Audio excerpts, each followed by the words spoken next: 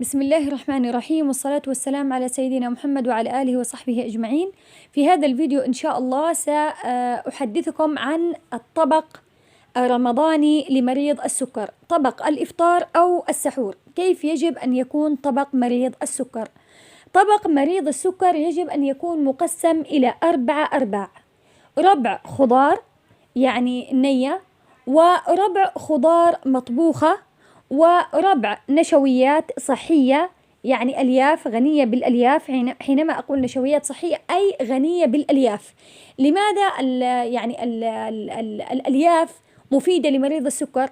لأن الألياف تؤدي إلى رفع السكر بطريقة تدريجية ثابتة، ولا تؤدي إلى حدوث سبايكس يعني رفعات عالية، مما يؤدي إلى ماذا؟ إلى ارتفاع نسبة السكر بشكل كبير، ومن ثم انخفاضه. فالألياف مفيدة جدا لمريض السكر. الربع الآخر هو ماذا؟ هو بروتين، أي نوع من أنواع البروتين، ولكن حينما نختار اللحوم يجب أن تكون اللحوم قليلة الدسم. بهذا الطبق سيكون المريض يعني مريض السكر ضمن إن شاء الله يعني أنه يحصل على مواد غذائية كافية ومغذية ومناسبة، وكذلك لم يرتفع السكر بدرجة كبيرة. كثير من المرضى يسألون هل ممكن أنه يعني نفطر؟ طبعا مريض السكر يعني يجب أن يكون مركز وفاهم لوضعه، ومثل ما تحدثت في أكثر من فيديو سابق متى يجب أن نقيس السكر خلال شهر رمضان، وكيف إنه مريض السكر ممكن يحدد أنا ممكن أكل تمر أو ما أكل تمر. لنفترض إنه مريض السكر قبل الإفطار يعني قاس السكر كانت يعني نسبة السكر عالية جدا، يعني مثلا نفترض 200-250، تمام. هنا يجب على مريض السكر إنه قدر الإمكان يعني في وجبة الإفطار إنه لا يكثر من ماذا؟ من تناول الحلوى. يعني مثلا ممكن يكتفي بتمرة واحدة، تمام، أو إنه يلغي التمر في وجبة الإفطار، وبعد ذلك ممكن يأخذ هذه التمرة أو التمرتين أو الثلاث التمرات على حسب نسبة السكر مثلا بين الإفطار والسحور. كذلك مريض السكر ممكن يختار نوع من الفاكهة. أنا تحدثت في فيديو سابق عن الفواكه المناسبة لمريض السكر، وإن شاء الله سأضع لكم رابط هذا الفيديو أسفل هذا الفيديو.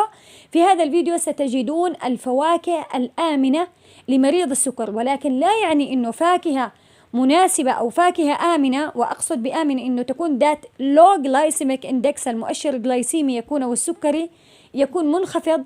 وعندما أقول إنه هذه الفاكهة ذات مؤشر جلايسيمي منخفض، إنه أصلا لا تعمل الرفعات يعني الزيادة في نسبة السكر في الدم، وبالتالي ولكن هذا الكلام لا يعني إنه أن تسرف في أخذ هذه الفواكه، لا، وإنما صح هذه الفواكه مناسبة لمرضى السكر ولكن لا تكثر منها. يعني مثلا سأختار اليوم فاكهة أو فاكهتين، فاكهة على الإفطار وفاكهة على السحور، بناء على قراءات السكر عندي. طبعا مريض الأنسولين إن شاء الله، حتى لا أطيل في هذا الفيديو سأتحدث في فيديو لاحق إن شاء الله كيف ممكن أن يغير يعني وحدات الأنسولين التي يأخذها بناء على نسبة السكر عنده.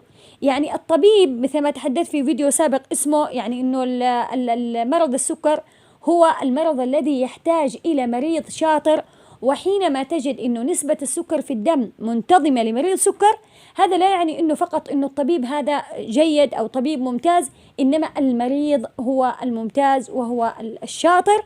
لماذا؟ لأنه هو الذي يعرف ظروفه ويعرف هذه الوجبات الغذائية التي يأخذها واختلافها، وبناء على هذه الوجبات يحدد كم وحدة إنسولين أنا سوف أخذ، وكيف ممكن يعمل تعديل لوحدات الإنسولين حتى وإن ثبتها الطبيب.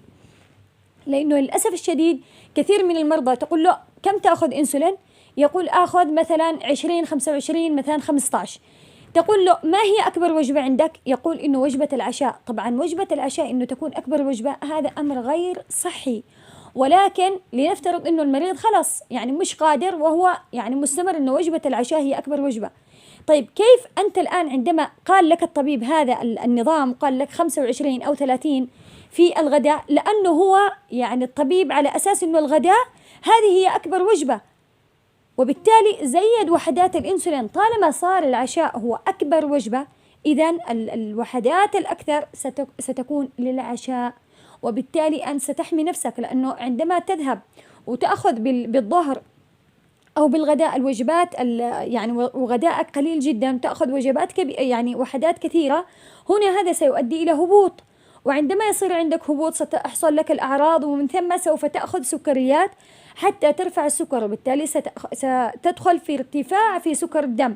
هنا ارتفع السكر، بعد ذلك لا لازم أزيد وحدات الإنسولين التي سأخذها، وتستمر بين ارتفاع وانخفاض، ارتفاع وانخفاض، وبالأخير تتفاجأ إن السكر التراكمي عندك بالسماء، تمام، فوق 10 12 13 14.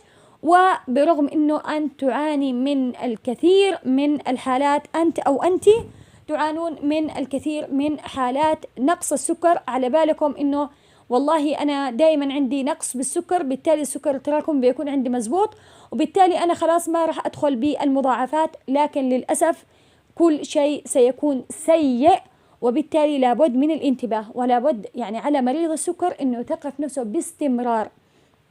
إن شاء الله في فيديوهات قادمة سأحدثكم عن يعني كيف تتعاملوا مع الإنسولين، وكذلك كيف تتعامل مع الإنسولين سواء في الأيام العادية أو خلال الصيام، سواء في شهر رمضان أو في غيره. وكذلك قد تحدثت في فيديوهات سابقة من مريض السكر اللي ممكن يصوم، مريض السكر اللي يعني ينصح إنه ما يصوم لأنه الصيام سيشكل خطر بالنسبة له، في فيديوهات سابقة. إن شاء الله سأضع لكم الروابط أسفل هذا الفيديو. أنا دكتورة سوسن ناجي التميمي، وهذه قناتي، اشتركوا في القناة وفعلوا زر الجرس حتى تصلكم إشعارات الفيديوهات القادمة إن شاء الله. إذا أعجبكم هذا الفيديو واستفدتم منه، وفي أمان الله.